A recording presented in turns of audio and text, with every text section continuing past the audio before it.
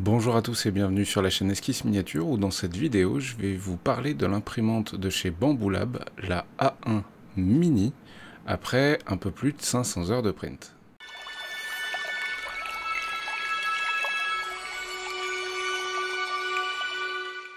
Cette vidéo n'est pas sponsorisée par Bambu, bien que j'entretienne des rapports très cool avec eux, mais j'ai acheté cette machine comme vous tous, donc je vais faire une critique comme je l'ai toujours fait, vraiment relativement objective sur cette machine. Pour ceux qui ne connaissent pas, la marque Bambu Lab existe depuis environ 2 ans, au moment où je vous parle, donc fin 2023.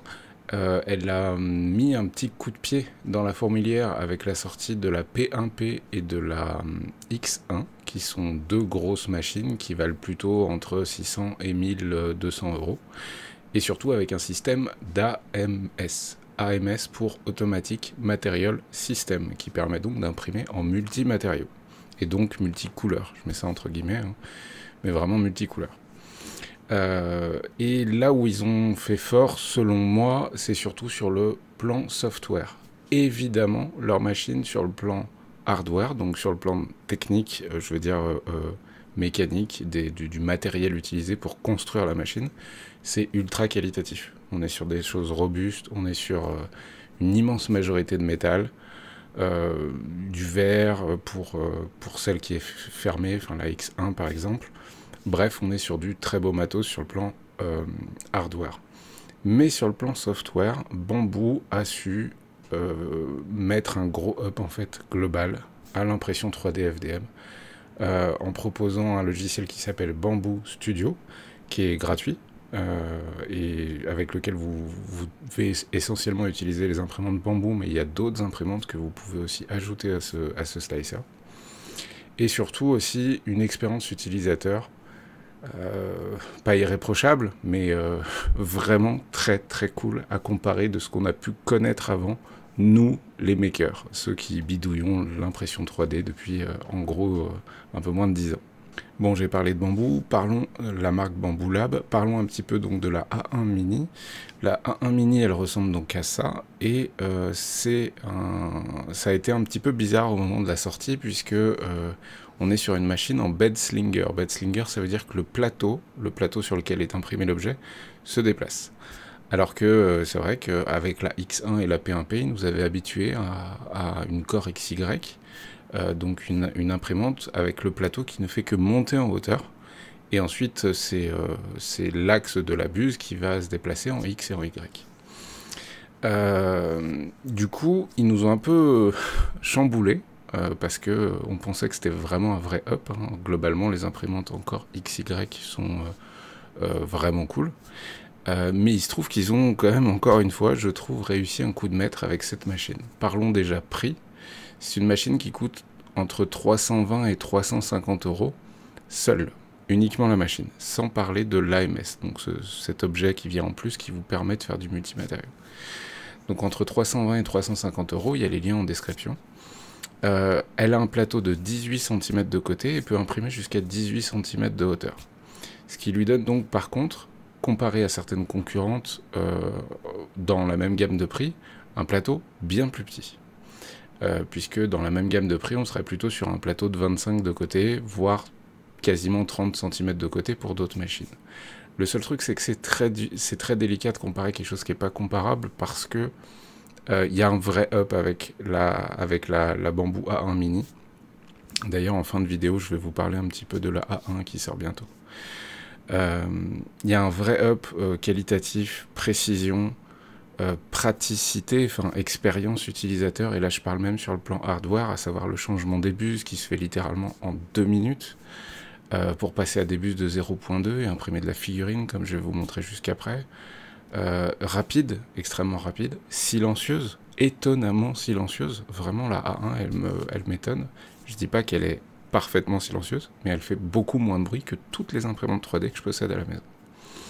Donc vraiment ça c'est vraiment un plus. À titre personnel, dans la mesure où je suis professionnel du milieu de l'impression 3D, ce qui m'a le plus gêné dans cette machine, c'est qu'elle ne soit pas fermée, qu'il n'y ait pas de cabine. Effectivement, quand on est imprimeur pro, on va avoir des nécessités d'impression des contraintes déjà de rapidité et des contraintes d'enchaînement de print sans risque de décollement, etc. Et puis aussi des matériaux qui vont nécessiter un caisson fermé comme l'ABS ou ce genre de choses. Ou il y a d'autres matériaux. Moi, c'est ça qui m'a le plus gêné. Mais à vrai dire, après donc un peu plus d'1 mois et demi, 2 mois d'utilisation, c'est pas grave en fait, c'est pas grave du tout parce qu'elle est livrée avec tous les accessoires qui vous permettent d'imprimer même dans des conditions de froid, si elle est au garage ou ce genre de choses. Je vais y venir un petit peu après. Donc 180 mm bien sûr de côté pour le plateau, pareil pour la hauteur. La capacité donc d'imprimer, si vous prenez le A1 mini combo, donc c'est la version qui est fournie avec l'AMS. Ça mène le prix total à 500 €, un peu moins de 500 € à vrai dire. Et là, vous pourrez imprimer en multimatériaux, donc jusqu'à 4 matériaux différents, donc 4 couleurs. Vraiment, ça va dépendre de votre utilisation. Je vais vous donner mon avis un petit peu plus tard. Là, je fais le résumé de l'imprimante. Ensuite, en termes de rapidité, on est sur du 500 mm/s. Attention avec ces chiffres. De plus en plus, c'est le cas de Bamboo, mais c'est le cas de tous les autres. Attention avec ces chiffres. Tous les constructeurs font une espèce de course à afficher le plus grand chiffre possible. Quand ils parlent de vitesse, en fait. Le seul truc, c'est que dans les faits, oui, ça nous indique que c'est quand même un marqueur intéressant. Mais dans les faits, on s'en fiche un peu. Ce que je veux dire par là, c'est qu'une imprimante qui va indiquer 500 ou 1000 mm/s peut très bien, dans la réalité des faits, imprimer finalement qu'en 50 mm/s parce que réglage, parce que PLA, parce que ci, parce que ça. Ok, elle a la capacité d'aller à 500 mm/s ou à plus pour d'autres modèles. Mais en fait, dans les faits, on s'en fout un peu de ce critère. Donc attention à ne pas regarder que ça quand vous achetez une imprimante 3D FDM. Les chiffres indiqués, on est à la course au nombre de zéros et c'est un peu con, je trouve. Je trouve que c'est un petit peu con, quoi. Il y avait l'époque où ils indiquaient la durée de print d'un Benchy Boat, vous savez, ces petits bateaux qui s'impriment, voilà. Ça, c'est déjà peut-être un petit peu plus concret en termes de rapidité. Pour vous donner une idée, le Benchy Boat sur la A1, il s'imprime en 15 minutes, je crois. 14 minutes, 15 minutes. Mais encore une fois, tout ça est à prendre avec des pincettes, puisque ça va dépendre énormément de la hauteur de couche, des réglages qu'on va indiquer. Bref, une chose est sûre, la A1 mini est bel et bien rapide, vraiment rapide. Quasiment autant que la X1. Et en plus, elle a un plus petit plateau, donc fatalement, vous allez faire des prints moins gros, donc fatalement, vous allez faire des prints plus courts, tout simplement. Elle a un écran qui est un peu petit. Voilà, ce serait peut-être le seul critère. Moi, j'ai des gros doigts, et des fois, je galère un peu pour changer les couleurs de PLA ou ce genre de choses. Les touches sont vraiment toutes petites, et l'écran est quand même vraiment pas très grand. Encore une fois, on est sur l'imprimante la moins chère de chez Bamboo, et du coup, ils ont dû faire des contraintes aussi, j'imagine, sur le plan budgétaire, quoi.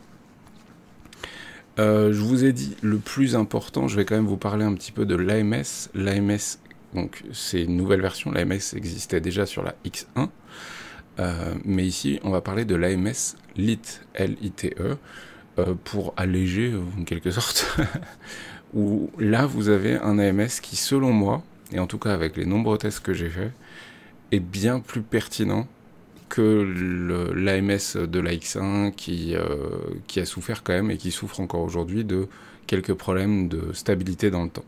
Il marche, hein, mais dans le temps, on a souvent des galères avec les patins, avec le port 3, avec ce genre de choses. Dans le cas de celui-ci, là, l'AMS Lite, je le trouve très pertinent parce que déjà, en fait, on est fixé à l'intérieur des bobines et pas à l'extérieur. Donc on a fatalement une bien meilleure facilité d'axe. Alors, il y a certaines bobines qui n'ont pas le bon diamètre, mais il existe des adaptateurs que vous pouvez imprimer sans problème. Et dans l'ensemble, avec le petit système très malin de ressorts là sur les côtés, ça pose aucun problème. La plupart des bobines que j'ai, j'en ai peut-être une ou deux qui n'allaient pas dessus. J'ai mis l'adaptateur et c'était réglé, quoi. Donc l'AMS, je le trouve vraiment bien plus pertinent. Il est bizarrement fait, il a vraiment une gueule bizarre, il est galère à placer, voilà, que les choses soient claires. Autant la machine, la A1 en elle-même, elle tient vraiment pas beaucoup de place, elle fait pas de bruit. Limite, vous pourriez dans l'absolu la mettre, je sais pas, dans le salon, dans un bureau, sans aucun problème. Par contre, la MS, bah, ouais, ça fait un espèce de gros truc à côté, c'est un peu merdique à poser. Par contre, c'est super stable. Voilà, il ne bouge pas la MS. Alors là, vous inquiétez vraiment pas, même avec les vibrations de l'impression ou autre, la MS ne va pas bouger d'un millimètre, quoi. Euh, donc voilà, et que dire de plus, j'ai pas noté pour le moment, je n'en suis qu'à un peu plus de 500 heures d'impression de print, avec au moins la moitié en couleur, enfin en multimatériaux, et je n'ai pas noté de problème d'entraînement de filaments, de blocage de filaments, de retour arrière qui se réembobine mal, ou ce genre de choses. Donc pour le moment, il a une stabilité très très très bonne. Voilà, j'ai vraiment eu aucun problème d'impression multimatériaux, en tout cas pour le moment. Là, ce que je vais faire pour la suite, pour m'aider aussi à vous aborder tous les points que j'aimerais aborder, c'est qu'on va passer directement devant la machine. Ce sera quand même beaucoup plus clair. Bon, continuons. Donc là, on est dans mon bureau. Pour info, je suis juste derrière voilà, le smartphone en train de filmer, fatalement. J'ai la X1 à côté qui est actuellement éteinte. Enfin, elle n'est pas éteinte, mais elle imprime pas, donc elle fait pas de bruit. J'ai d'autres machines un petit peu de partout qui ne font absolument pas de bruit. Donc c'est aussi pour que vous vous rendiez compte du bruit de la machine, qui est vraiment très silencieuse. Là, je suis en train de vous montrer un print avec une buse de 0.2 en 60 microns d'épaisseur. Je suis en train d'imprimer une figurine pour Warhammer. C'est un chevalier. Hein. Alors ouais, il y a de nombreux supports arbres, mais je suis en train justement de continuer à tester ces supports arbres que Bamboo Studio nous propose de poser. Et j'ai l'impression que j'ai réussi à trouver le bon compromis de print. Bref, revenons un petit peu sur la machine. Comme je vous l'ai dit, ça c'est galère à ranger. Voilà. Finalement, elle prend plus de place au sol que la X1. Ça c'est sûr, elle prend un empattement supérieur. En hauteur à peu près pareil que la X1, vous voyez, à quelque chose près. Et en profondeur par contre, peut-être un petit peu moins, encore que, parce qu'avec la MS, il tient quand même de la place, quoi. Qu'est-ce que j'ai aimé? Les premiers trucs que j'ai le plus aimé, bah, la MS, vraiment cool. Voilà.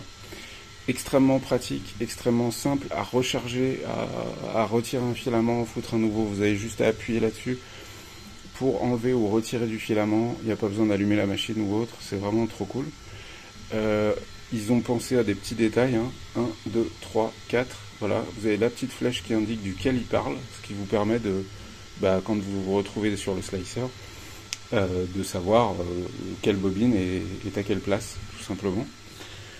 Il faut savoir, je le précise pas parce que chez Bamboo maintenant c'est la base, mais tout ça est connecté au Wi-Fi de la maison. Ça fait des mises à jour. D'ailleurs sur la X1, je crois que je viens d'en faire une.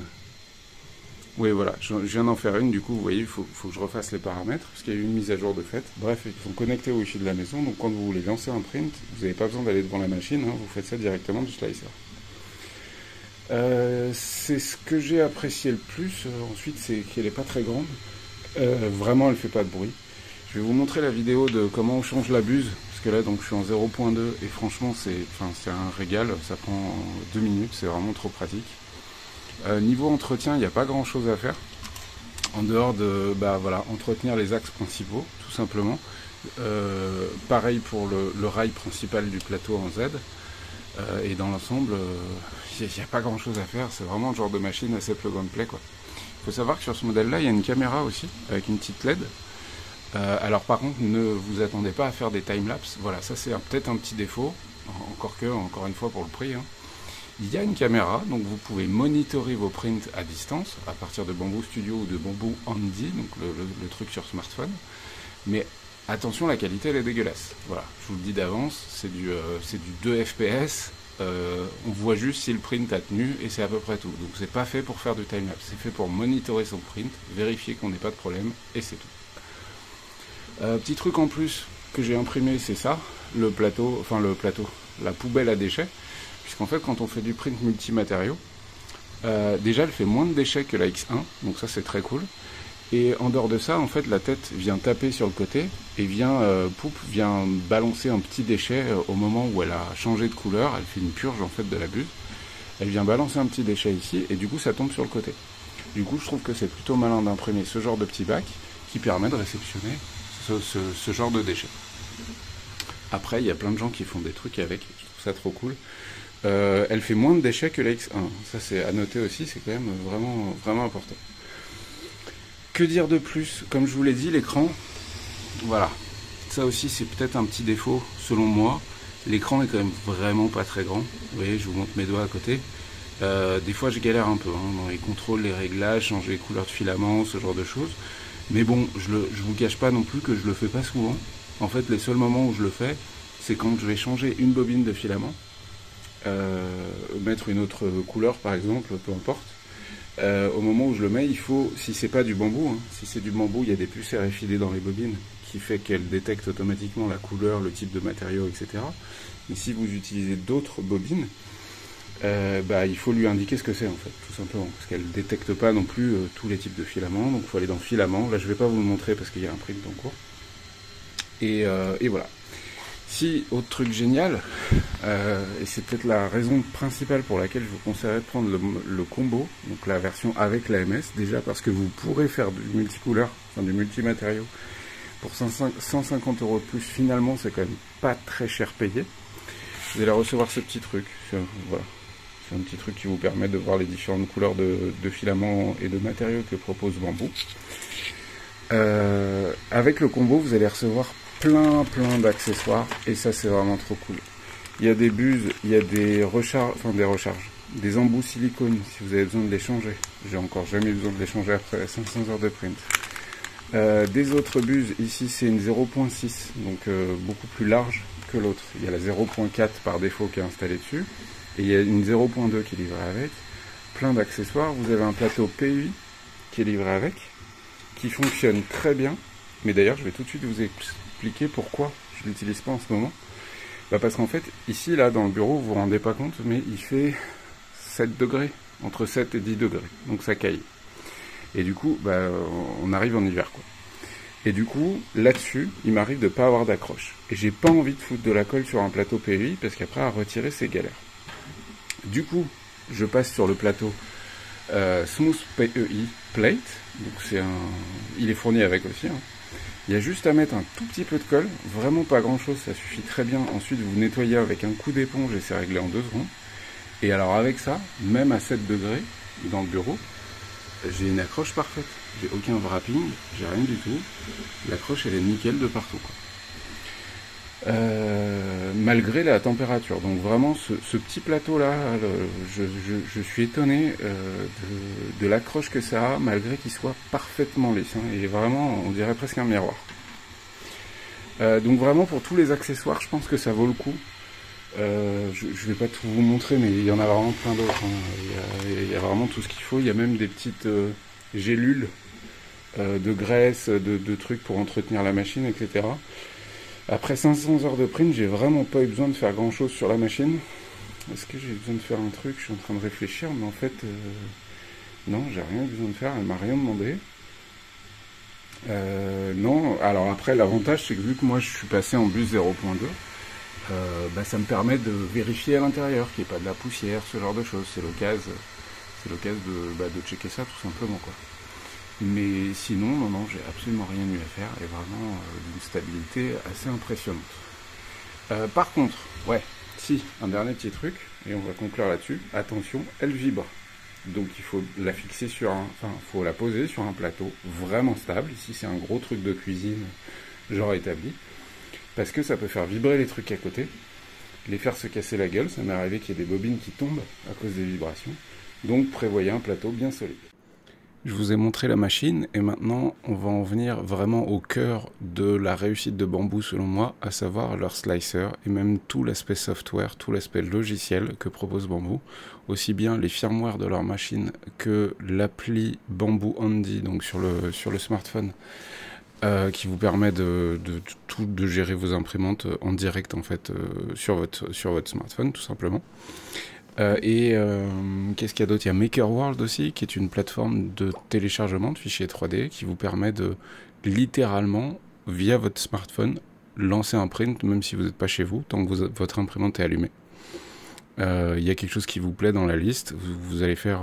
en plus, on peut importer directement les réglages sur une imprimante bambou, ce qui fait que vous n'avez même pas de réglage à faire, vous avez juste à cliquer sur imprimer, vérifier que vous avez bien le bon plateau, les bonnes couleurs de filament, mais ça c'est logique, et ça sprint, vous allez chercher l'objet et c'est réglé. Donc c'est vraiment, il y a toute une expérience utilisateur vraiment, vraiment novatrice dans le cas de Bamboo. Donc là on est sur Bamboo Studio. Et que vous dire de particulier? Donc là par exemple vous pouvez voir que j'ai imprimé des socles, d'ailleurs je crois qu'ils sont en train de s'imprimer. En haut sur la liste vous devez connaître un petit peu, ou peut-être pas, on va voir. En fait vous allez naviguer essentiellement dans tous ces onglets là, hein, tout simplement.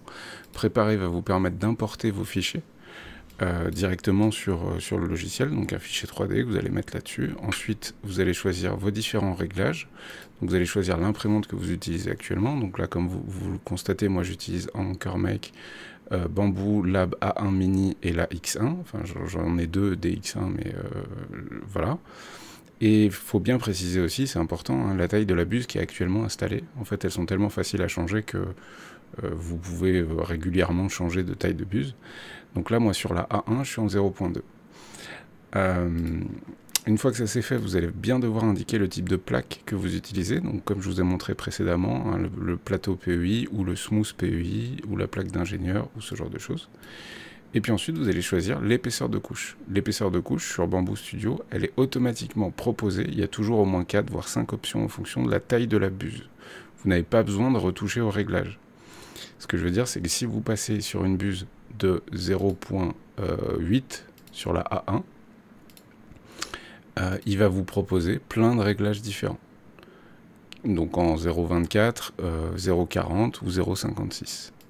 D'ailleurs, hop, avec une buse de 0.8, donc une grosse buse, ils sortent en 42 minutes. Une dizaine de socles au format Old World. Hein, je suis en train de préparer l'arrivée de The Old World. Bref, moi je suis en 0.2. Donc ce que je voulais dire par là, c'est surtout que vous n'avez pas besoin de toucher les réglages. Vous allez juste choisir la définition globale que vous souhaitez obtenir.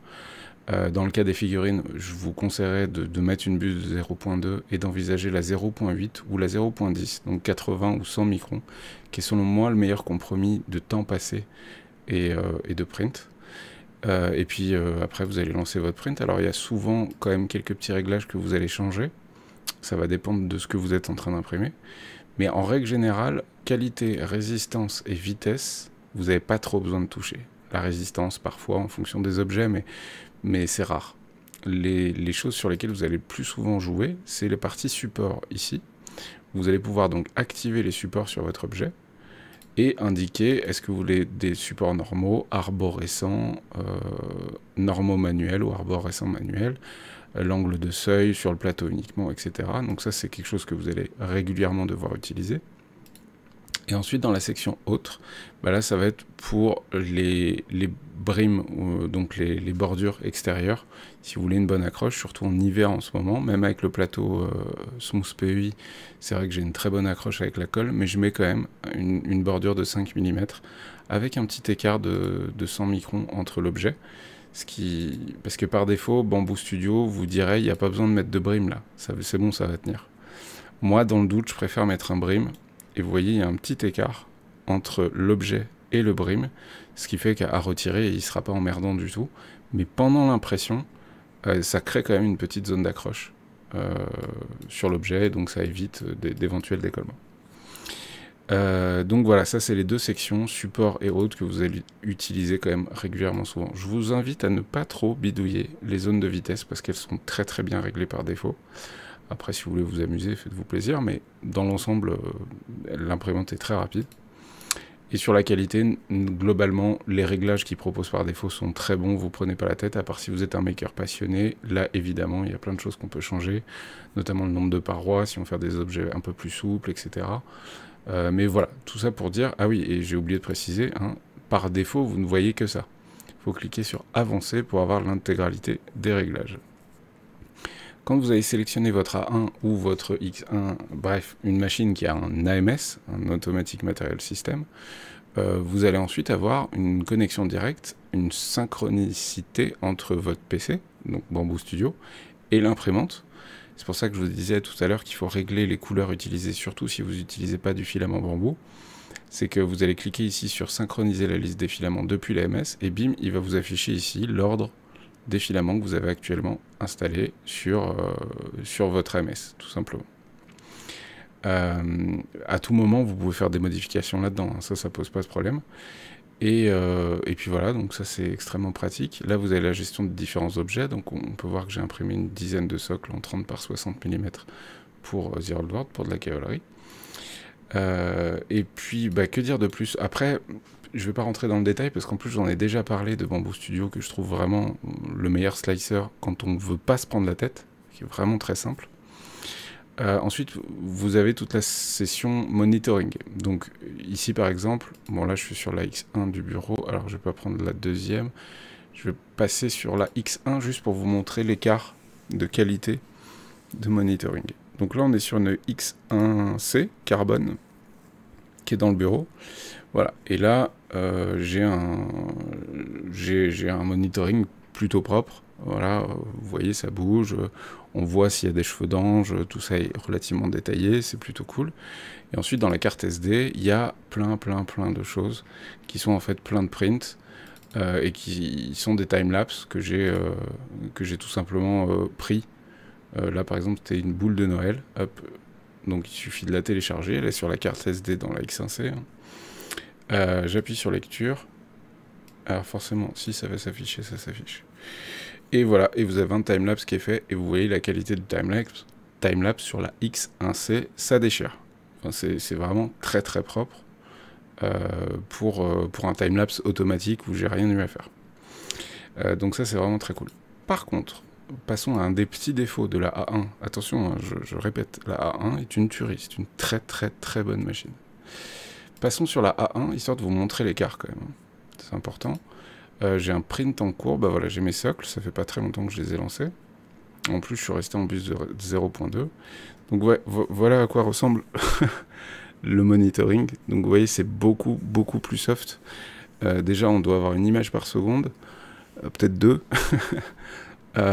Et globalement, on voit ce qui se passe, mais c'est pas ouf. Voilà, c'est clairement pas ouf. Vous pouvez faire des timelapses, mais ce sera moche. Voilà, je préfère vous le dire. Donc ne prenez pas cette machine pour faire des timelapses de manière automatique. Non, il faudra prévoir un autre truc à côté pour faire quelque chose de plus propre. Mais ne partez pas du principe que la caméra qui est déjà installée nativement sur cette machine vous permettra de faire des timelapses. C'est pas le but.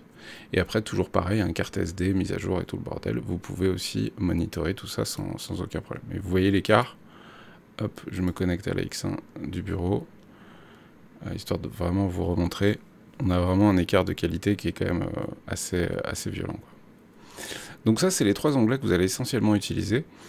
Et je vais quand même aller faire un petit tour sur Maker World, parce qu'il faut que je vous montre à quel point c'est bien foutu. Donc, makerworld.com/fr pour la version française, c'est ça.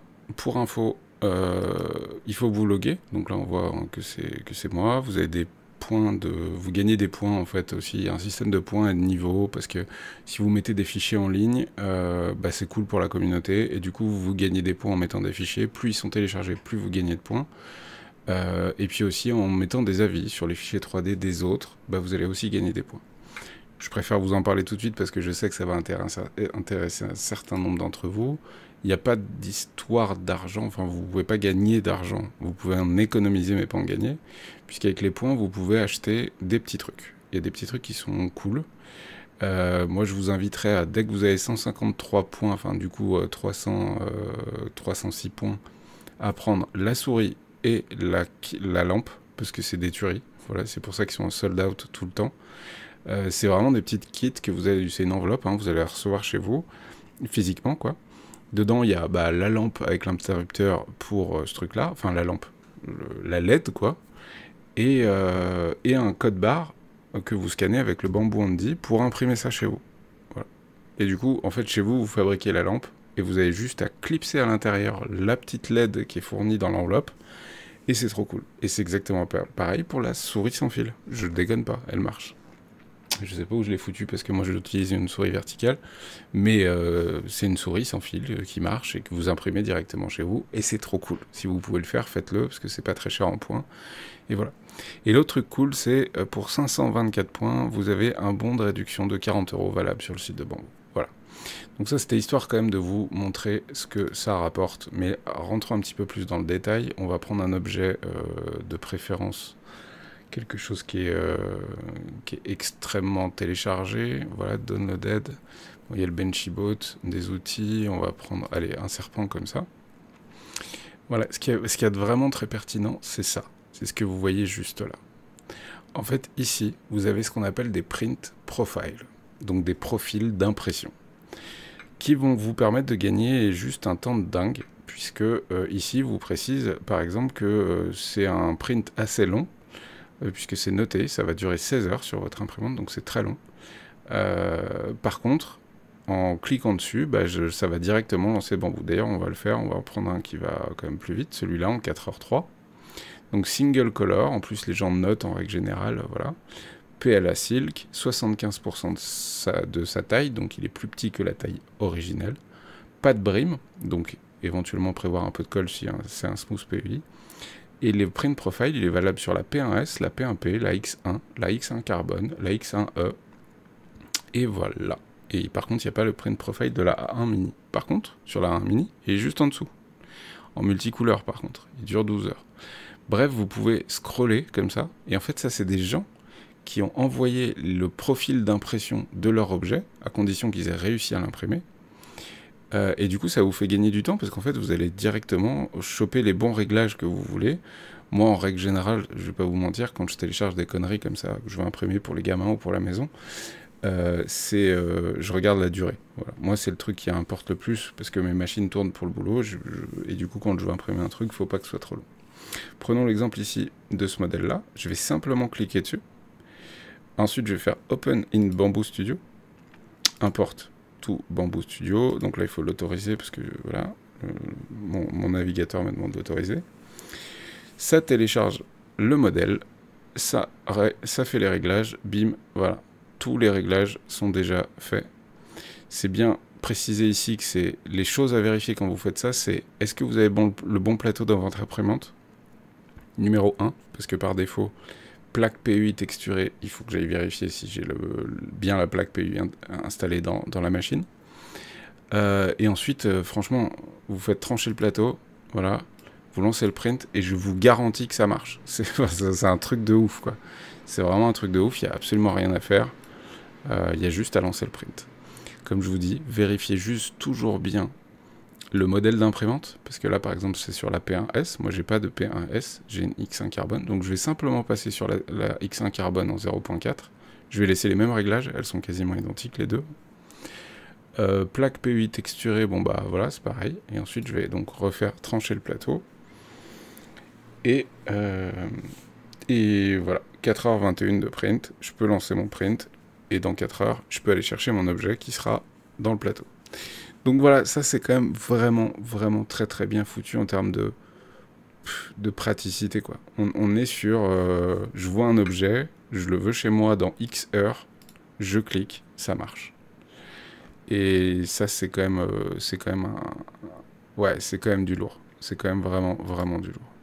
Bon, terminons maintenant sur est-ce qu'il faut l'acheter, est-ce qu'il ne faut pas l'acheter. Je ne suis pas là pour vous donner des conseils d'achat. Moi, je fais que vous transmettre mon avis sur la machine, parce que je l'utilise sur un plan professionnel, mais aussi particulier, parce qu'il y a un millier de conneries chez moi qui sont imprimées en 3D, hein, et pas que des conneries d'ailleurs, il y a des trucs très utiles. Et j'en ai un là sous les yeux, voilà, hop, pour ranger mes clés USB, enfin bref, plein de choses, peu importe. Je vais essayer juste de vous aiguiller si jamais vous voulez sauter le pas et imprimer en FDM. Aujourd'hui, si vous voulez de la belle figurine, très belle figurine, équivalente à ce que vous pouvez trouver dans le commerce, restez quand même sur de la résine. Oui, la FDM va faire des trucs de dingue, je vais vous en montrer en même temps là, vraiment, c'est largement suffisant pour 80% des joueurs. Mais là, je parle vraiment aux gros tarés de la figurine qui font de la peinture au niveau et tout. Non, on va rester sur une résine, vous seriez déçus. Mais on va y venir, hein. La FDM, elle va tout déboîter. Bref, si vous avez un budget de 300-350 euros pour une imprimante FDM, moi il y en a deux qui me plaisent beaucoup, c'est la AnkerMake M5C et la Bamboo A1 Mini, qui sont à peu près dans les mêmes prix, puisqu'elles valent 350 balles toutes les deux à la louche. Si vous voulez faire de la jolie figurine, si vraiment vous voulez imprimer que de la figurine, AnkerMake M5C. Elle fait un petit peu mieux que la Bamboo, elle le fait plus vite, et voilà. C'est à peu près tout. Sinon, elle est vraiment comparable. Par contre, si vous voulez pas imprimer que de la figurine, mais plein d'autres trucs, ah ouais, elle a un plateau plus grand. La AnkerMake M5C, ça c'est cool. Mais en même temps, quand on fait que de la figurine, on s'en fout un peu de la taille du plateau.